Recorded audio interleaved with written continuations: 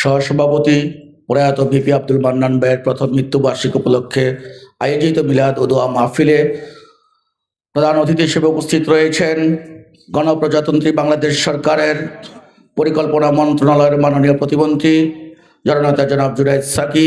মঞ্চে উপস্থিত রয়েছেন জাতীয় নির্বাহী কমিটির অন্যতম সদস্য জনাব অ্যাডভোকেট জিয়াউদ্দিন জিয়া এবং জেলা বিএনপির নেতৃবৃন্দ। যেহেতু আমি একটু আগে সকল নেতৃবৃন্দকে পরিচয় করে দিয়েছি, আর নাম নিচ্ছি না। জেলা বিএনপির নেতৃবৃন্দ, উপজেলা বিএনপির সাবেক এবং বর্তমান নেতৃবৃন্দ, বিভিন্ন অঙ্গ সংগঠনের নেতৃবৃন্দ, গণসংহতি আন্দোলনের বিভিন্ন পর্যায়ের নেতৃবৃন্দ, সামনে উপস্থিত বাঞ্ছারামপুরের বিভিন্ন ইউনিয়ন থেকে আগত নেতৃবৃন্দ, আসসালামু আলাইকুম। আসলে দোয়া মাহফিলে বক্তব্য বেশি দেওয়া যায় না, বৃষ্টি বিঘ্নিত আজকের এই দোয়া মাহফিল। আজকের এই দোয়া মাহফিলই প্রমাণ করে ভিপি আব্দুল মান্নান ভাই কী ছিলেন বাঞ্ছারামপুর বিএনপির রাজনীতিতে। এই বৃষ্টিতে ভিজেও আপনারা যেহেতু একজন মানুষও চলে যাননি, এই যে থেকেছেন আপনারা, এই যে কৃতজ্ঞতা ভিপি মান্নান ভাইয়ের প্রতি, এটাই বাঞ্ছারামপুর বিএনপি যে একটি শক্ত অবস্থান রয়েছে এটা প্রমাণ করে। বাঞ্ছারামপুর বিএনপি আজকে যে অবস্থানে দাঁড়িয়েছে, এই অবস্থানের সম্পূর্ণ কৃতিত্ব ভিপি আব্দুল মান্নান ভাইয়ের।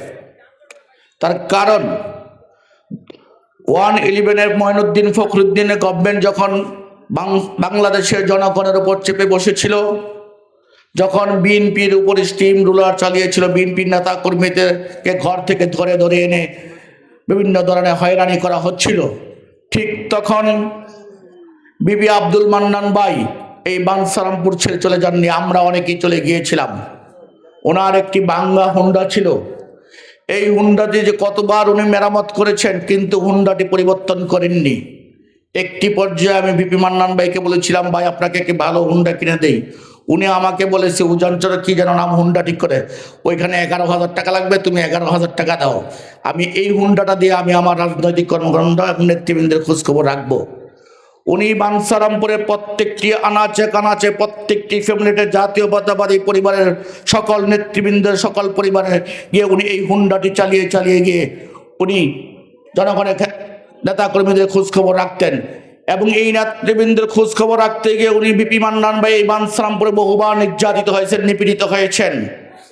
যারা ভিপি মান্নান ভাইয়ের চোখের সামনে দাঁড়িয়ে কথা বলার যোগ্যতা ছিল না, তারাও ভিপি মান্নান ভাইয়ের চোখের সামনে দাঁড়িয়ে হাত তুলে আঙ্গুল তুলে কথা বলেছিল। সেই ইয়া দেখার সৌভাগ্য আমার হয়েছিল। আমি কিছু কথা বলবো। আজকে আমি যে এখানে সভাপতি হয়েছি, আমি যে বাঞ্ছারামপুর বিএনপির মূল রাজনীতিতে এসেছি, তার মূল কারিগর হলেন ভিপি আব্দুল মান্নান ভাই। তার আরেকজন সহযোগী আছেন ভিপি মুজিব ভাই, যারা আমাকে বাঞ্ছারামপুর বিএনপির রাজনীতিতে এনেছেন। আমি বাঞ্ছারামপুর বিএনপির রাজনীতি এত অল্প বয়সে আসার কথা ছিল না। এই দুইজন ব্যক্তি আমার ঢাকার বাসায়, আমার অফিসে প্রতিদিন যেতেন, প্রতিদিন বলতেন যে পলাশ তুমি আসো, তোমার দ্বারাই সম্ভব। আমি একটি পর্যায়ে বলেছিলাম, আপনারা যদি সহযোগিতা করেন আমি বাঞ্ছারামপুর বিএনপি হাল ধরতে চাই, বাঞ্ছারামপুর নিপীড়িত নির্যাতিত নেতৃবৃন্দের পাশে থাকতে চাই। একটি উদাহরণ দেই, যখন 111-এর গভর্নমেন্ট এবং আমাদের তৎকালীন নেতৃত্ব যখন মান্নান ভূঁইয়া গঙ্গদের পাশে এসে দাঁড়িয়েছিল, এখানে ভিপি নাজমুল ভাই থাকলে বলতে পারতেন, যখন আমাদেরকে পুলিশ দিয়ে দড়িয়ে দেওয়ার হুমকি দিতেন, ঠিক তখন মান্নান ভাই আমার সেগুনবাগিচার বাসায় এসে বলল, পলাশ তুমি তো ইয়ং, তুমি মাত্র পাশ করে বের হয়েছ, তুমি ব্যবসা বাণিজ্য করো, তুমি আমার কিছু ছেড়ে ফেলে আছে, তাদের পাশে দাঁড়াও। এই যে সালে মুসা ভাই সহ অনেক নেতৃবৃন্দ রয়েছে, তাদের পাশে দাঁড়াও, এরা একদিন তোমাকে নেতৃত্ব আনবে। বিশেষ করে ভিপি মুজিব ভাইকে খুব পছন্দ করতেন।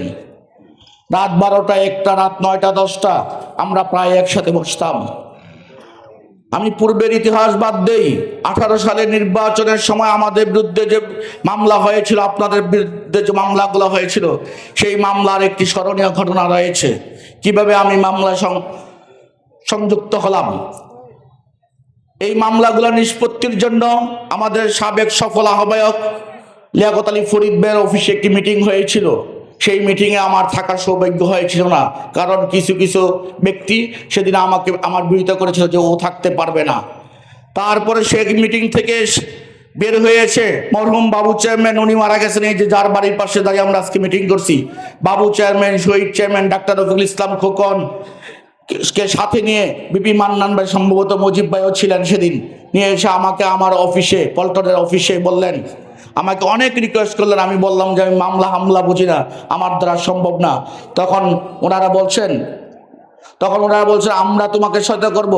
আমি তখন বলেছিলাম, আপনারা এই সিনিয়র নেতৃবৃন্দ যদি আমাকে সহযোগিতা করেন, আমি আপনাদেরকে কথা দিচ্ছি, আমার যা যাবে যাবে। আমি বাঞ্ছারামপুরে একটি মানুষকে জেলখানার বারান্দায় বারান্দায় ঘুরতে দেবো না, জেলখানার ভিতরে মরতে দুকে দুকে মরতে দেব না। আমি বাঞ্ছারামপুর পাশে আসি। এই যে বাঞ্ছারামপুর বাসীর পাশে আসি, এই কথাটি বলার যে সৌভাগ্য হয়েছিল আমার, তার মূল কৃতিত্ব হলো বিপি আব্দুল মান্নান ভাইয়ের।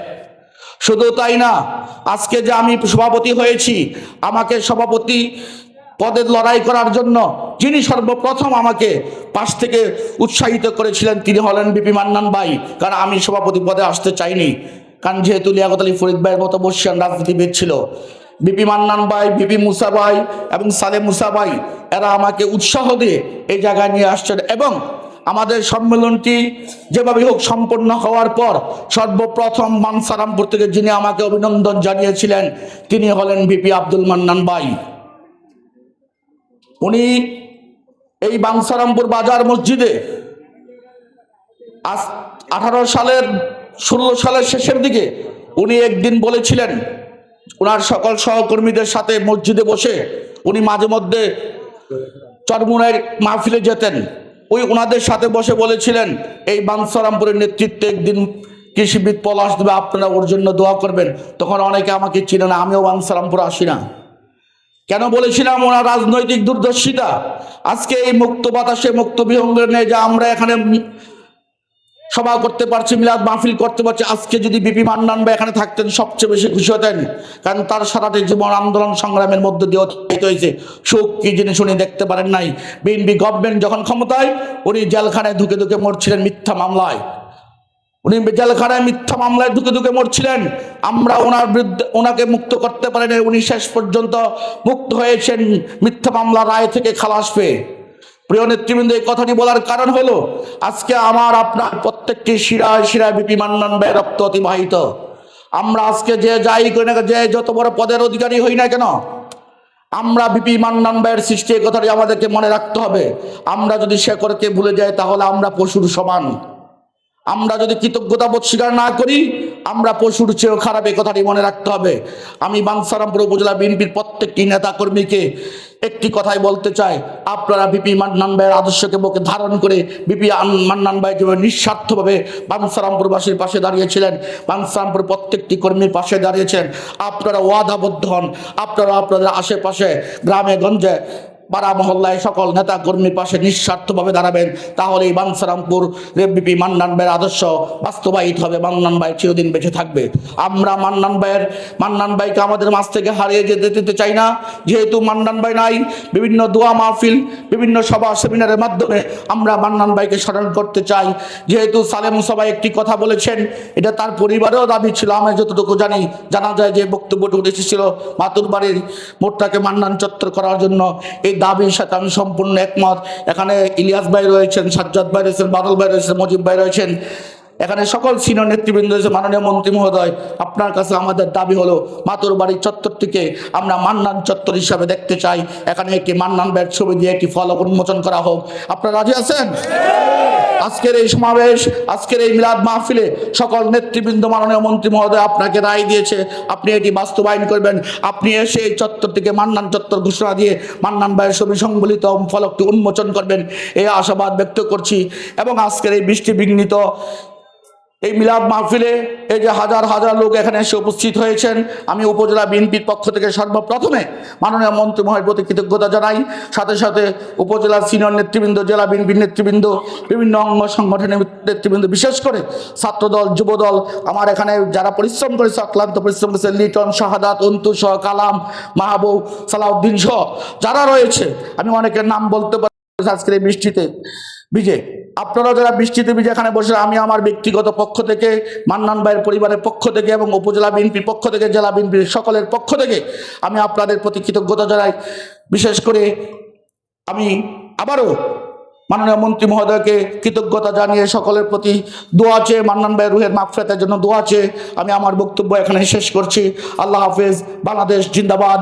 মান্নান ভাই জিন্দাবাদ। শহীদ জিয়া অমর হোক। দেশনেত্রী বেগম খালেদা জিয়া অমর হোক, আমাদের প্রধানমন্ত্রী জনতা জনাব তারেক রহমান জিন্দাবাদ, মাননীয় মন্ত্রী মহোদয় জিন্দাবাদ।